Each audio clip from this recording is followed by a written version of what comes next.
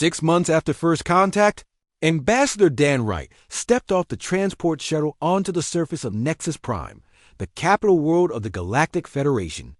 He was a former soldier turned diplomat, chosen for his ability to stay calm under pressure. What he saw around him tested that ability to its limits. The spaceport was enormous, with ceilings that stretched up into the clouds. Beings of incredible size moved through the terminal, making Dan feel like an ant in a world of giants. A Chronari warrior walked past, his armored boots shaking the ground with each step. The creature stood 15 feet tall, with thick gray skin and arms that could crush a human without effort. "Welcome to Nexus Prime," said a voice from above. Dan looked up to see a Vorthic official looking down at him. "You must be the human ambassador. I am Counselor Thyric. You are even smaller than Commander Varric described." Dan had grown used to comments about his size during the journey, but it still bothered him. "Thank you for welcoming us, Counselor. I look forward to learning about the Federation." "Of course," Thyric said, bending down to speak to Dan. "But first, we must take you to your assigned district. The small species district have been prepared for your arrival." They walked through the city, and Dan was amazed by what he saw. The buildings were massive, designed for beings much larger than humans. Floating platforms carried cargo that weighed tons, operated by Zenthorians whose bulk allowed them to handle such loads easily. Everything was built on a scale that made humans seem insignificant. "The Chronari control all military operations," Thyric explained as they passed a group of the giant warriors. "They are the strongest and most feared fighters in the galaxy. No species has ever challenged their authority." Dan watched the Chronari move with purpose and discipline. They carried weapons that looked like they could destroy entire buildings. "What about the Zenthorians?" he asked. "They handle all trade and commerce," Thyric replied. "Their size allows them to carry cargo that smaller species cannot manage. They move entire starships worth of goods single-handedly. They continued through the city until they reached a section that looked different from the rest. The buildings were smaller, though still large by human standards. The streets were narrower, and the beings walking around were much closer to Dan's size. "This is the small species district," Thyric announced. "Here you will find the Pixari, the Glydians, and several other protected species. You will be quite comfortable here." Dan met his first non-human small species when a Pixari approached them. The creature stood about 4 feet tall, with large eyes and delicate features. It moved with quick, nervous gestures. "A new small species?" the Pixari said in a high musical voice. "How wonderful! I am Keeper Zilith. One maintained the district records. This is Ambassador Dan Wright," Thyric said. "He represents the humans." "Humans," Zilith repeated. "Yes, we heard about you. You are the ones who travel in space despite being so tiny. Very brave, very foolish." Dan was starting to understand the pattern. Every species judged others based on size and physical capability. "What do the Pixari do in the Federation?" he asked. "We are artists and record keepers," Zilith replied proudly. "Our delicate hands create beautiful works that the larger species cannot manage. We are valued for our precision." "And the Glydians?" "They are entertainers," Thyric answered. "Their small size allows them to perform acrobatics that amaze the larger species. Each protected species has found its place." Dan was taken to the human embassy, a building that had been hastily converted for their use. Inside, he found Dr. Amy Collins, the xenobiologist who had been studying the various alien species since their arrival. "Dan, thank goodness you're here," Amy said. She looked tired and frustrated. "I've been studying the Federation's structure, and what I've learned is troubling." "What do you mean?" Dan asked. Amy pulled out a tablet showing her research. "The entire galaxy is organized around a simple principle. Bigger is better. The Chronari rule because they're the strongest. The Zenthorians control trade because they're the most physically capable. Even the medium-sized species, like the Vorthok, have found their roles based on their size. And the small species? We're curiosities, Amy said bitterly. The Pixari make art, the Glydians entertain, and the humans, well, they haven't figured out what to do with us yet. Dan sat down heavily. What about intelligence? Don't they value that? Only if it comes in a large package, Amy replied. The Vorthok are considered intellectual because they're big and smart. The smaller species are seen as clever pets at best. Over the following days, Dan attended Federation meetings and learned more about galactic politics. He sat in a special, elevated chair so he could see over the massive conference table. Around him, representatives of dozens of species discussed trade agreements, territorial disputes, and military deployments. The Outer Rim sectors are reporting increased pirate activity, announced General Korvath, a Chronari commander whose voice boomed through the chamber. We will deploy 3 battle groups to deal with this threat. What about diplomatic solutions? Dan asked. The entire room fell silent. Then several of the larger species began making sounds that Dan realized were laughter. Diplomatic solutions? General Korvath repeated. Little human, pirates understand only strength. They see our ships. They surrender. This is how the galaxy works. Dan persisted. But surely there are underlying causes for piracy. Economic problems, territorial disputes, social issues that could be addressed. You think too much, said Trade Minister Vex, a massive Xanthorian. Problems are solved with strength and size. This has always been the way. After the meeting, Dan walked through the small species district with Amy. They passed Pixari artists, working on delicate sculptures, and Glydian performers practicing their routines. They're all content, Amy observed. The small species have accepted their roles as protected curiosities. They don't seem to want anything more. But we're different, Dan said. Humans have always been explorers, fighters, builders. We can't just accept being treated as pets. They were interrupted by the arrival of a Glydian messenger. The small creature bounced excitedly as it delivered news. Big news! Big news! It squeaked. The Skarn Empire has sent a message to the Federation Council. Dan and Amy exchanged glances. They had heard whispers about the Skarn Empire, an aggressive military power from the galaxy's edge. What did they say? Amy asked. They demand 50 star systems, the Glydian replied. They say the Federation is weak and must surrender territory or face war. Word of the Skarn ultimatum spread quickly through the district. The small species huddled together, frightened by the prospect of war. The Pixari stopped their art to discuss the news, while the Glydians forgot their performances entirely. What would the Federation do? Dan asked Counselor Thyric when the Vorthok official visited the embassy. The same thing we always do, Gyric replied confidently. The Chronari will show their strength. The Skarn will see our military might and back down. This is how all conflicts are resolved. And if they don't back down? Thyric looked puzzled by the question. Why would they not? Our ships are larger. Our warriors are stronger. No one fights a war they cannot win. That evening, Dan met with the small human security team that had accompanied him to Nexus Prime. The team was led by Captain Ryan Bell, a tough military officer who had been growing increasingly frustrated with their treatment. Ambassador, we need to talk, Ryan said. My men and I have been observing the Federation's military procedures. They're impressive in size and strength, but their tactics are basic. What do you mean? Dan asked. They fight like it's a ritual. Ryan explained. Ships line up and fire at each other until one side surrenders. Ground forces march in formation, broadcasting their positions. It's like they're performing rather than fighting. Amy looked up from her research. That makes sense. If conflicts are always resolved by displays of strength, they wouldn't need complex tactics. But what if they faced an enemy that didn't play by those rules? Ryan asked. What if they had to fight someone who used deception, surprise, guerrilla tactics? Dan thought about this. You mean like humans have used throughout history? Exactly. Ryan said, these species have never fought a real war. They've never had to develop the kind of warfare that humans perfected over thousands of years.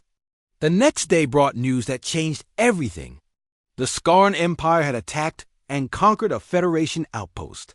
The casualties were enormous, and the Federation Council was in emergency. Session. Dan attended the meeting and watched as the massive alien leaders struggled to understand what had happened. The Skarn used no honor, General Corvath said, his voice filled with confusion.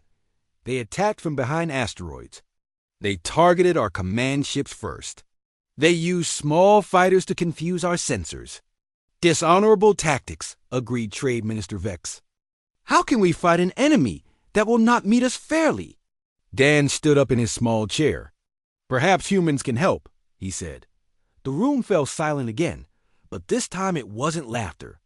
The large species looked down at the tiny human ambassador with something that might have been the first hint of respect. You have ideas, little one, General Corvath asked. We have experience, Dan replied. Humans have fought many wars using asterisk. Captain Jake Morrison stood on the bridge of the exploration ship Horizon's Edge, staring at the massive object that had just appeared on their screens. After 6 months of traveling through empty space, they had finally found something that would change everything. Captain, it's definitely artificial, said Lisa Park, the ship's science officer. She was a tall woman with short brown hair who had spent years studying the possibility of alien life. The structure is too perfect to be natural. It's at least 3 times the size of our ship. Jake nodded slowly. He was a calm man in his 40s who had led many dangerous missions, but nothing had prepared him for this moment. They were billions of miles from Earth, and they had just discovered proof that humans were not alone in the universe. Try to make contact, Jake ordered. Use all frequencies. If there's someone inside that thing, we need to talk to them. The communication officer, a young man named Pete Collins, worked frantically at his console. I'm sending signals on every channel we have, sir. Mathematical sequences, music, even basic pictures. If they're listening, they'll know we're trying to communicate. The crew of 200 people held their breath. Everyone knew this was the most important moment in human history. They were about to meet beings from another world. Suddenly, the alien ship began to move. It turned slowly toward them, and Jake could see it was even bigger than they had first thought. The hull was covered in strange patterns that seemed to glow with their own light. Captain, I'm getting a response, Pete said excitedly. It's not like any signal I've ever seen, but our computers are trying to decode it. A voice filled the bridge. It was deep and strange, speaking in sounds that no human throat could make. But somehow, their translation system was working. Small. Vessel, we greet you. We are the Vorthik. You may approach our ship, but be warned that any aggressive action will result in your immediate destruction. Jake felt his heart racing. They had done it. They had made contact with an alien race. Tell them we come in peace, he said. We represent the human species from the planet Earth. There was a long pause. Then the alien voice spoke again. And this time it sounded almost amused. Humans? How interesting. You are much smaller than we expected. Please dock with our vessel, so we may examine you properly. Lisa looked worried. Captain, we don't know anything about these beings. This could be dangerous. Everything about this mission is dangerous, Jake replied. But we came here to explore and learn. We can't do that by running away at the first sign of alien life. The Horizon's Edge moved carefully toward the alien ship. As they got closer, Jake realized just how massive it really was. Their entire vessel could have fit inside just one section of the alien craft. Docking bay is opening, reported the pilot, a steady woman named Carol Davis. They're guiding us in with some kind of beam. The human ship settled gently inside the alien vessel. Through the windows, Jake could see a vast chamber filled with strange machinery and lights. The air seemed to shimmer with energy. Captain, I'm reading atmosphere in the docking bay, said the ship's engineer, Tony Hall. It's different from ours, but our suits should protect us. Jake selected a small team to make first contact. Along with Lisa and Pete, he chose 4 security officers led by Dan Wright, a tough former soldier who had joined the exploration program for exactly this kind of moment. They put on their protective suits and walked through the airlock. Alien ship was even more impressive from the inside. The walls curved upward into shadows, and Jake estimated the ceiling was at least 50 feet high. "Welcome, little ones," came the voice from speakers hidden somewhere in the walls. "Please follow the lights. Our commander wishes to meet with you." They walked through corridors that seemed designed for giants.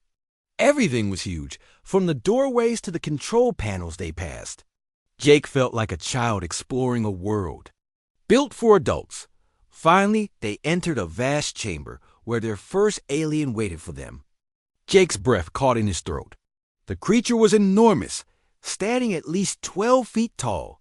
Its body was covered in what looked like natural armor, dark and shining.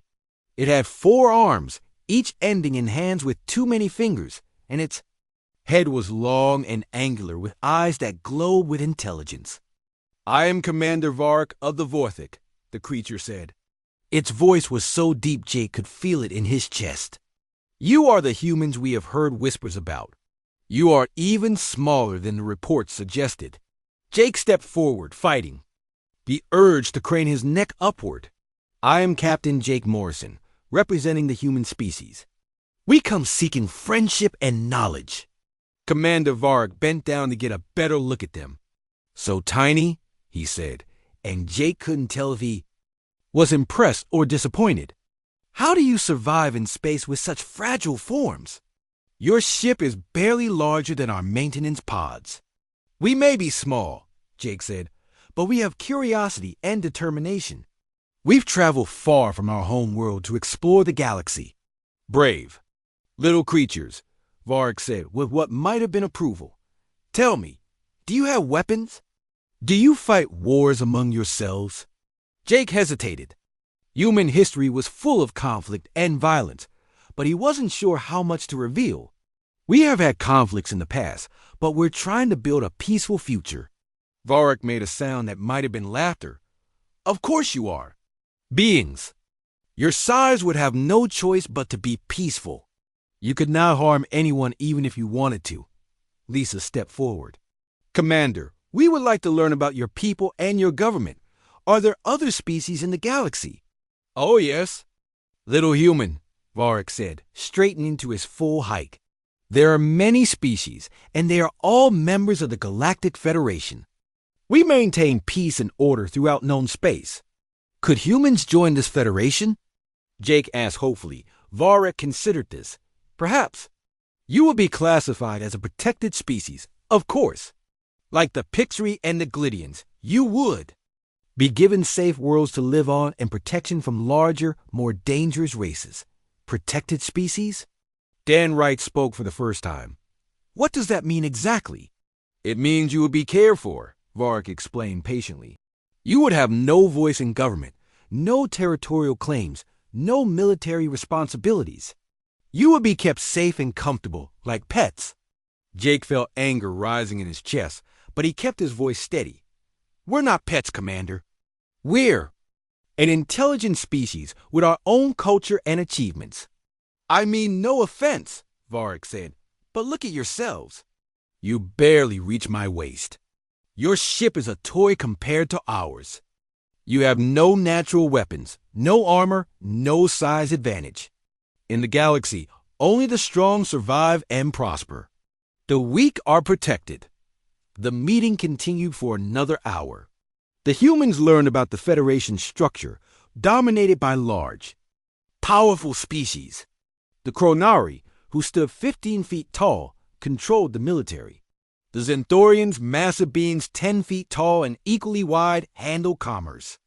Each species had found its place based on its physical capabilities. As they returned to their ship, Jake felt a mixture of excitement and frustration. They had achieved humanity's greatest dream by making contact with alien life.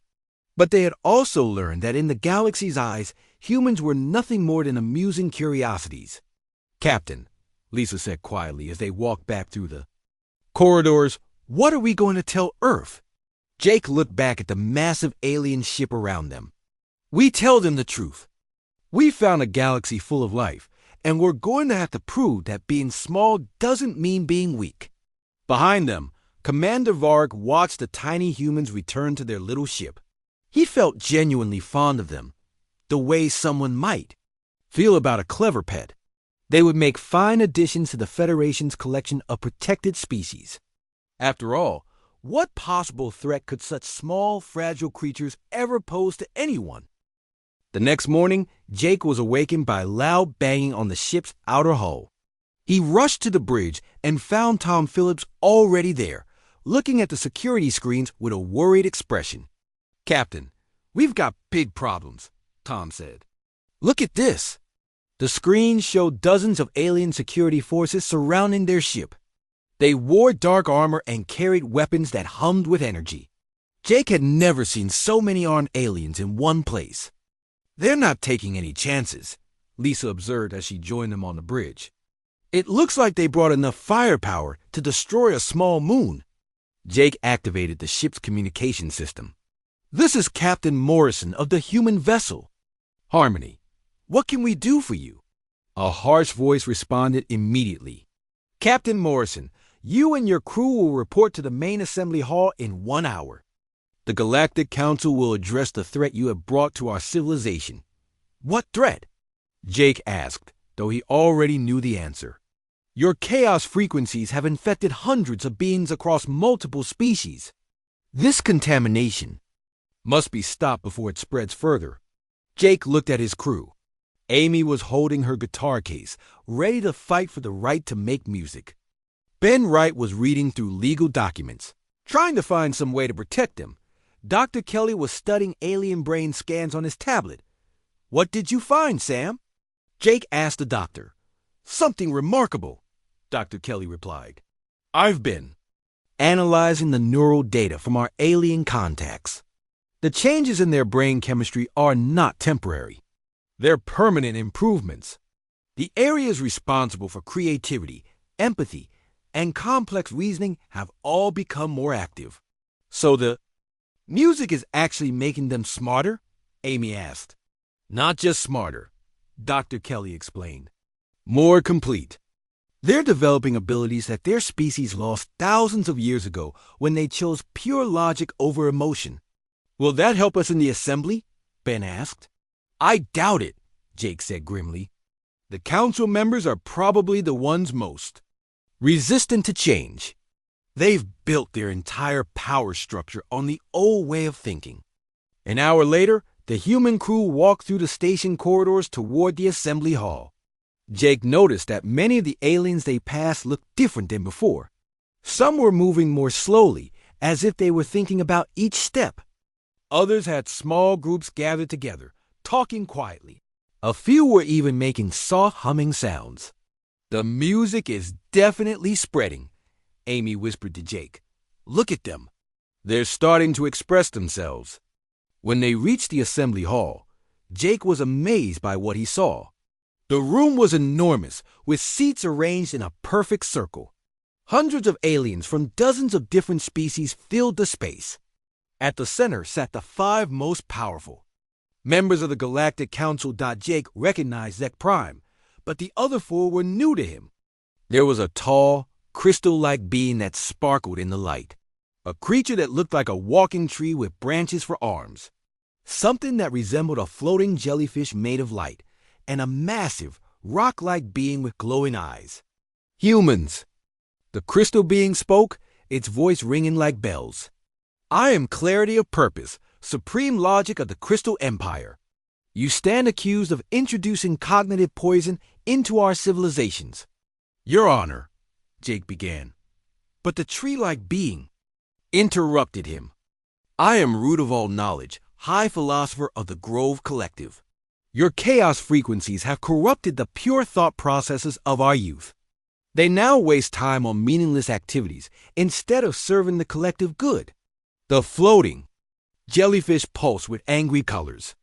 I am current of consciousness, prime mind of the electric unity. Your influence has caused individual thoughts to emerge in minds that should be perfectly unified. This is mental disease. The rock beings. Glowing eyes focused on Jake. I am foundation of order, elder stone of the eternal hierarchy. Your species threatens the stability that has kept the galaxy peaceful for 10,000 years. Jake felt the weight of their judgment pressing down on him. These beings had ruled the galaxy for longer than human civilization had existed. They had eliminated war, disease, and chaos through perfect order and logic. And now they saw humanity as a threat to everything they had built. We understand your concerns, Jake said carefully, but we believe our music offers something valuable. It can help your people become more creative, more empathetic, more alive. Alive? Clarity of purpose rang with harsh tones. We are already alive. We exist efficiently, logically, purposefully. Your chaos makes us less than we are. Does it? Amy stepped forward, clutching her guitar case. Or does it make you more than you ever imagined you could be? Silence, Foundation of Order commanded. You will not speak unless spoken to, but Amy continued anyway. I've seen what music does to your people. It doesn't make them crazy or dangerous. It makes them curious and creative and happy. Is that really so terrible? Happiness serves no function, root of all knowledge declared. It distracts from duty and purpose. What if happiness is the purpose? Amy challenged. What if the goal of life isn't just to survive efficiently, but to experience joy and beauty and wonder? Current of consciousness pulsed with agitated colors. Such thoughts are the definition of madness. Order is the highest goal. Unity is the greatest achievement. Your music destroys both. Dr. Kelly stepped forward. Your honors, from a scientific perspective, the changes we're seeing are not destruction. They're evolution. Your species are developing new capabilities. Unwanted capabilities, clarity of purpose responded. We have no need for creativity or individual expression. These things lead to conflict and inefficiency. But they also lead to discovery and innovation, Dr. Kelly argued. Some of the greatest achievements in human history came from individuals who thought differently, who imagined new possibilities. Human achievements are irrelevant, Foundation of Order stated. Your species is primitive and chaotic. You have wars, poverty, disease. Our civilizations have eliminated all these problems through order and logic. You've also eliminated art, music, literature, and love, Amy said passionately. You've created perfect societies of empty beings. The assembly hall erupted in. Angry sounds from the alien audience. Jake could see that many of the younger aliens looked interested in Amy's words, while the older ones seemed outraged. Enough! Zek Prime spoke for the first time. The council has reached a decision. Humans, you have two choices. First, you can destroy all your musical recordings and promise never to create music again. You will be allowed to return to Earth. But no human will ever be permitted in galactic space. What's the second choice? Jake asked, though he dreaded the answer. You can refuse our terms, Current of Consciousness pulsed. In which case, you will be eliminated as a threat to galactic peace. Your ship will be destroyed, and your home world will be quarantined to prevent further contamination. Jake felt his heart racing. They were offering to let humanity live, but only if they gave up one of the most important parts of being human. Or they could fight for their right to make music and probably die trying. How long do we have to decide? Jake asked. 1 hour, Foundation of Order announced. Return to your ship and consider your options. But remember, the safety of trillions of beings depends on your choice. As the humans were escorted back to their ship, Jake noticed something strange. Small groups of young aliens were following them at a distance. When they reached the Harmony, Jake saw binary thought stream among the crowd. What are they doing? Amy asked. I think they're showing support, Ben realized. They want to hear more music. Once they were back on the ship, Jake called an emergency meeting. The entire crew gathered in the common room to discuss their impossible choice. "We can't let them destroy Earth," Lisa said. "Billions of people would die." "But we can't give up music either," Amy protested. "It's who we are. It's what makes us human." "Maybe there's a third option," Dr. Kelly suggested. "What if we could prove that music makes the galaxy better, not worse?" "How do we do that?" Tom asked. Jake looked out the window at the growing crowd of young aliens. "Amy, how many people can your amplification system reach?" "If I boost the signal through the station's communication array, I could probably reach every being on the station, maybe even the ships in orbit." "Why?"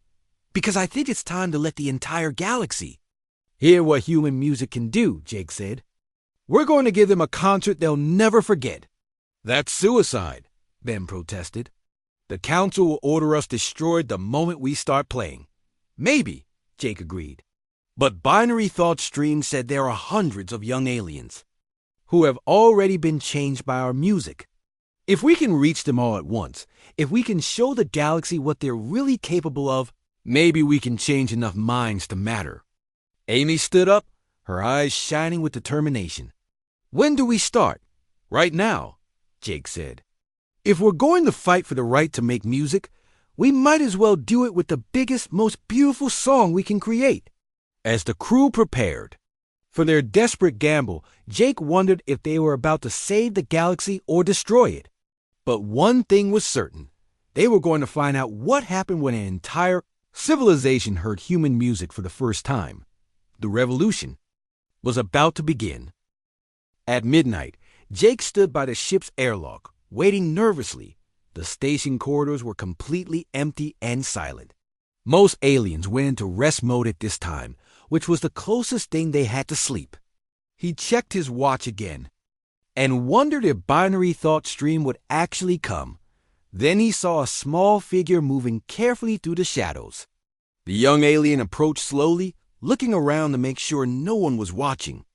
When Binary Thought Stream reached the airlock, Jake quickly let the alien inside. "I was not sure you would come," Binary Thought Stream whispered. "I wasn't sure either," Jake admitted. "This could get us all in serious trouble." "I know," Binary Thought Stream said, "but I cannot stop thinking about the patterns I saw. I need to understand more." Jake led the young alien through the ship's corridors to the music room. It was a small space with comfortable chairs and sound-absorbing walls. Amy was waiting there with her guitar, along with Dr. Kelly, who had insisted on observing the session for scientific purposes. "Binary Thought Stream," Jake said. "This is Amy Stone, our musician, and this is Dr. Kelly, our science officer." Binary Thought Stream looked around the room with wide eyes. "This space is different from the rest of your ship. It feels warmer somehow." "That's because it's designed for music," Amy explained. "We made it comfortable so people can relax and enjoy the sounds." "Enjoy," Binary Thought Stream repeated the word slowly. "Another concept we do not have. Can you explain it?" Amy smiled. "Enjoying something means it makes you feel happy or peaceful or excited in a good way. It's when you want to experience something because it brings you pleasure. Pleasure is forbidden. In our society," Binary Thought Stream said, "we are taught that seeking pleasure makes being selfish and inefficient." "What if it makes them more creative instead?" Dr. Kelly asked. "What if pleasure motivates beings to create beautiful things?" Binary Thought Stream sat down in one of the comfortable chairs. "I do not know, but I'm willing to learn." Amy picked up her guitar. "I'm going to start with something very simple. Just a few notes that sound good together. Try to pay attention to how it makes you feel, not just how it sounds." She played a soft, gentle melody. The notes flowed together like water, creating a peaceful atmosphere in the room. Binary Thought Stream sat perfectly still, but Jake could see the young alien's skin begin to change color slightly. Like Chorus Mind 7 had done when Amy finished, Binary Thought Stream was quiet for a long moment. "My thoughts became soft," the alien finally said. "The sharp edges of logic became smooth. It was like floating instead of calculating. That's exactly right, Amy said, looking excited. Music can change your mental state. It can calm you down or energize you, or make you think in new ways. Play more. Binary Thought Stream requested, please. Amy played several different pieces. A happy folk song that made Binary Thought Stream's skin shimmer with golden colors. A sad ballad that caused the alien to make soft, unfamiliar sounds. That might have been crying. An energetic rock song that made Binary Thought Stream move restlessly in the chair. Each pattern creates different internal experiences, Binary Thought Stream observed. How do you choose which patterns to use? It depends on what emotion I want to express or create, Amy explained. Happy music for celebration, sad music for mourning, exciting music for adventure. Music is a language of feelings. I want to learn this language, Binary Thought Stream said with determination. I want to create my own patterns. Amy looked at Jake, who nodded. Okay, she said. Let me show you how music works. For the next hour, Amy taught Binary Thought Stream about musical concepts, notes, scales, rhythm, harmony. The young alien learned incredibly quickly, understanding the mathematical relationships between sounds while also grasping their emotional effects. Your mind is perfect for music, Amy said with amazement. You can see both the logical structure and the emotional impact at the same time. Perhaps that is because I am experiencing both logic and emotion for the first time together, Binary Thought Stream suggested. In my species, we eliminated one to perfect the other. But maybe they work better when combined. Dr. Kelly had been taking notes throughout the session. Binary Thought Stream, can you try to create a simple melody? Just a few notes that feel right to you? Binary Thought Stream thought for a moment, then began to hum. The sound was unlike anything Jake had heard before. It had the mathematical precision of alien logic, but also something deeply emotional. The melody was strange but beautiful, like hearing music from another world. Amy gasped. That's incredible. It's completely alien but still musical. It follows rules I've never heard before. I was trying to express the feeling of discovering something new, Binary Thought Stream explained. The excitement and fear mixed together. You just composed your first piece of music, Amy said with a huge smile. You're a natural composer. Binary Thought Stream's skin flashed with bright, happy colors. I created something beautiful. I made something that did not exist before, just to express how I feel inside.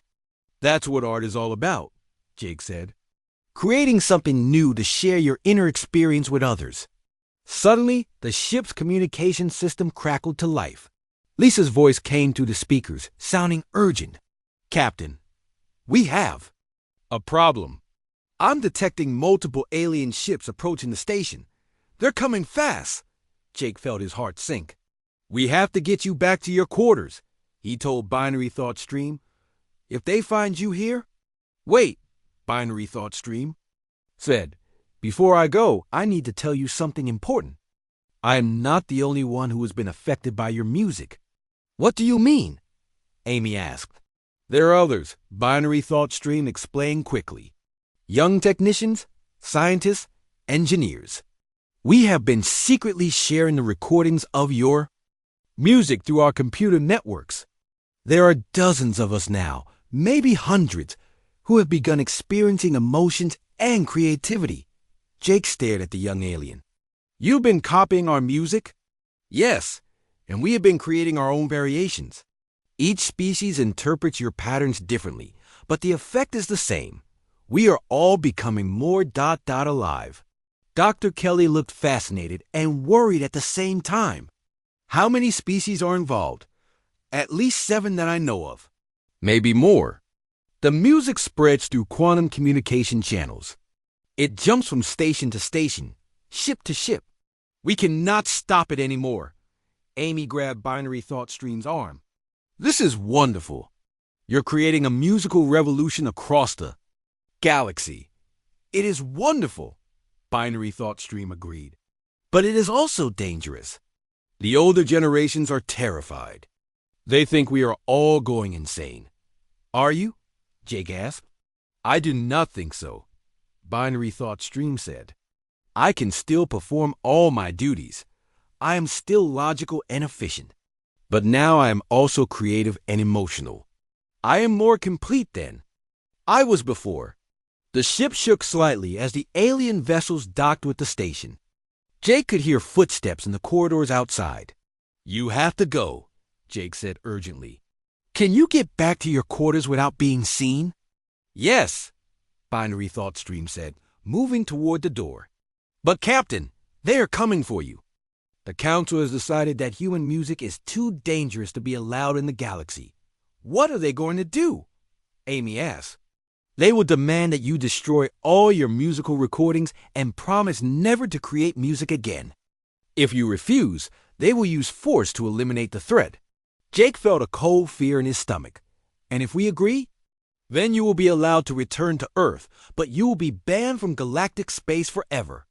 No human will ever be permitted to contact alien civilizations again. Amy looked devastated. All because we shared our music? All because your music is changing us, Binary Thought Stream corrected. And change terrifies those in power. The young alien paused at the door. Captain Morrison, I want you to know something. Whatever happens tomorrow, you have given us the greatest gift possible. You have shown us what it means to be truly alive. What will you do now? Jake asked. We will continue to create, Binary Thought Stream said with determination. We will make music that expresses our new experiences. We will teach others who are ready to learn. We will not go back to being empty logical machines, even if it's dangerous. Especially because it's dangerous, Binary Thought Stream said. Risk is part of being alive. Safety is for machines. After Binary Thought Stream left, Jake, Amy, and Dr. Kelly sat in the music room, processing what they had learned. They're going to make us choose, Amy said quietly. Stop making music or be destroyed.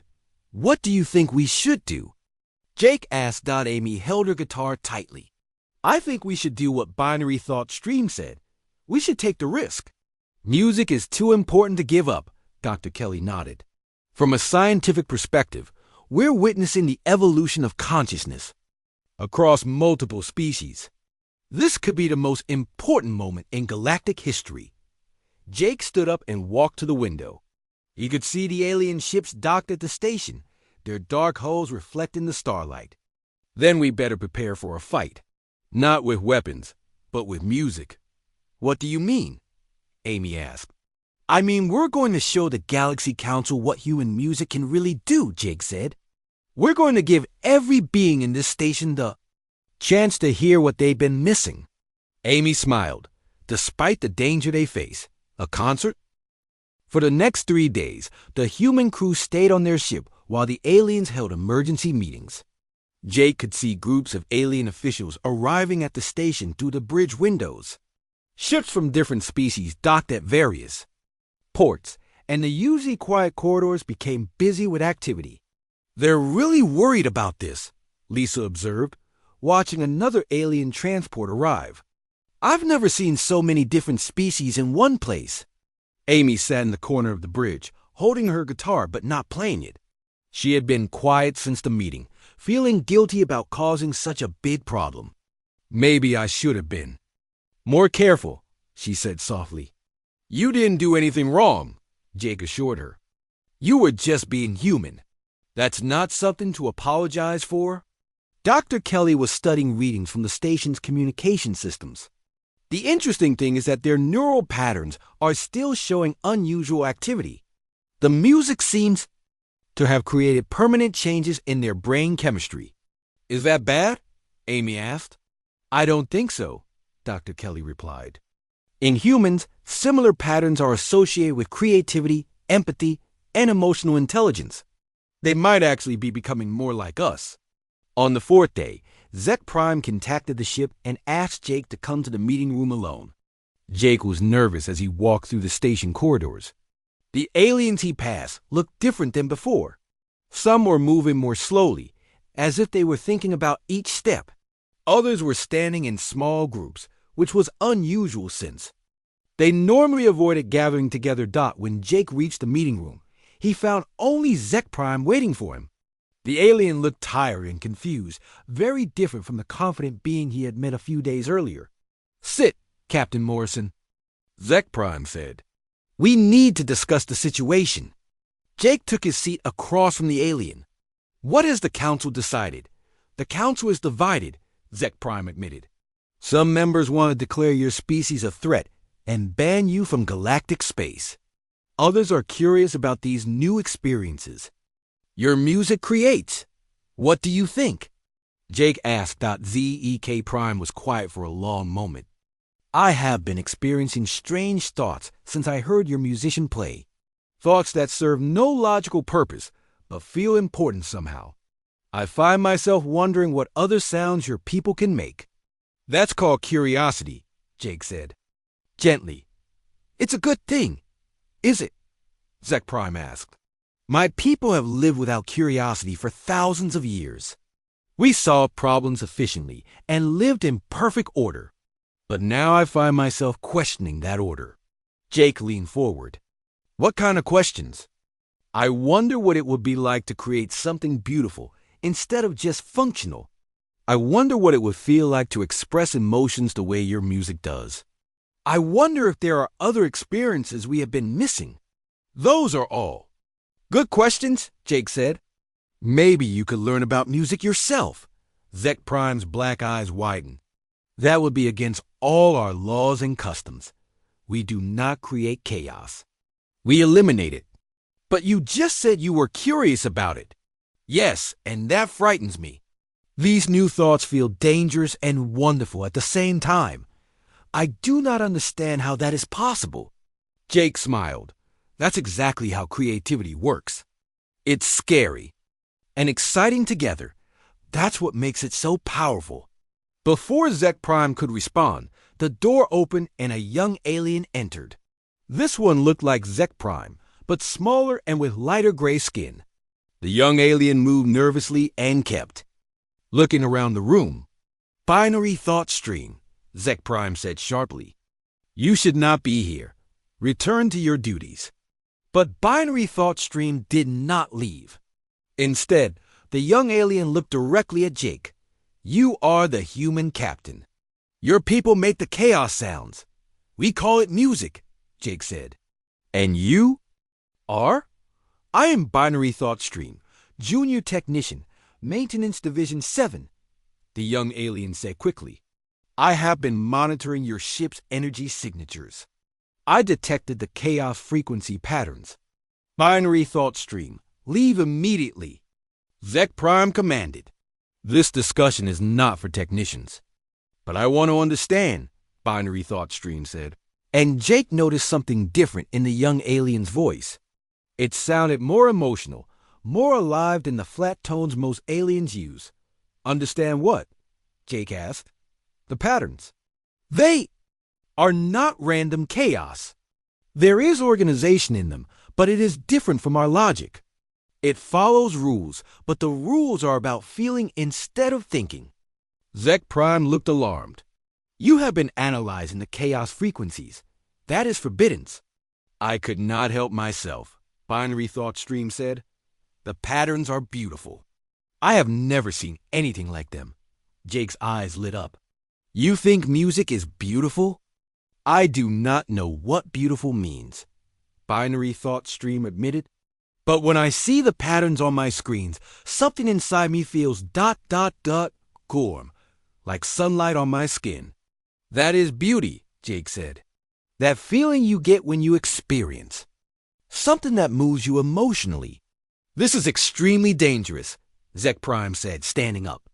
"Binary Thought Stream, you will report to the Mental Adjustment Center immediately. These thoughts must be removed." "No," Binary Thought Stream said, and Jake was surprised by the strength in the young alien's voice. "I do not want these thoughts removed. They make me feel alive for the first time." "You are malfunctioning," Zek Prime said. "Your logical processes have been corrupted." "Have they?" Binary Thought Stream asked. Or have they been improved? I can still perform all my duties. I can still think logically. But now I can also think creatively. I can imagine things that do not exist yet. Jake felt excitement building in his chest. What kind of things do you imagine? I imagine making my own chaos frequency patterns. I imagine creating something that would make others feel the way your music made me feel. I imagine a world where all beings could experience beauty. That sounds wonderful, Jake said. It sounds terrifying, Zek Prime said. If all beings started thinking like this, our society will collapse. There would be no order, no efficiency, no purpose. Maybe there would be a better purpose, Binary Thought Stream suggested. Maybe instead of just surviving efficiently, we could live beautifully. Jake looked at both aliens. Would you like to hear more music? I could ask Amy to play something for you. Absolutely not, Zek Prime said quickly. The exposure has already caused too much damage. Please, Binary Thought Stream said. I want to understand more. I want to feel more. Jake made a decision. Binary Thought Stream, would you be willing to come to our ship privately? I think Amy will be happy to explain music to you.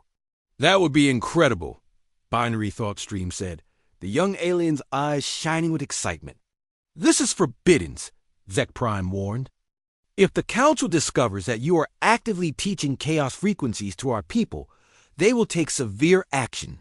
What kind of action? Jake asked. They will declare your species a galactic threat and authorize the use of force to eliminate you, Zek Prime said grimly. They are already discussing this possibility. Jake felt a chill run down his spine. Just for sharing music? You do not understand the magnitude of what you have done, Zek Prime said. Your music is not just sound. It is a weapon that can rewrite the basic programming of any intelligent mind. It can turn logical beings into emotional ones. It can cause an entire civilization to abandon reason for chaos. But what if that's not a bad thing? Binary Thought Stream asked. What if emotions and creativity make us better, not worse? Then our entire history is wrong, Zek Prime said. Everything we have built, everything we have achieved, is based on the elimination of chaos. If you are right, then we have been living alive for thousands of years. Jake stood up. I need to talk to my crew. We need to decide what to do next. Do not do anything rash, Zek Prime warned. The Council will make their decision soon. If you attempt to spread your music further, they will consider it an act of war. And if we stop sharing our music, Jake asked, then you may be allowed to leave galactic space and return to your home world. But you will never be permitted to contact any galactic civilizations again. Jake looked at Binary Thought Stream. What do you think we should do? The young alien thought for a moment. I think you should do what your music taught me to do. You should follow your feelings, not just your logic. What does your heart tell you? My heart tells me that beings who can appreciate beauty deserve the chance to experience it, Jake said, even if it's dangerous. Then perhaps we should meet again, Binary Thought Stream said quietly. Privately, tonight, Jake nodded. I'll talk to Amy. She'll be excited to meet someone who wants to learn about music. As Jake left the meeting room, he felt both worried and hopeful. The situation was getting dangerous, but he had also seen something wonderful. A young alien mind was opening up to new possibilities, discovering creativity and emotion for the first time. That seemed worth taking risks for. When he returned to the ship, he found Amy tuning her guitar in the music room. She looked up as he entered. How did it go? She asked. We may have found our first alien music student, Jake said. But it's going to be complicated. Amy smiled for the first time in days. The best things usually are. When do we start? Tonight, Jake said. And Amy? This stays between us. If anyone finds out, we could be in serious trouble.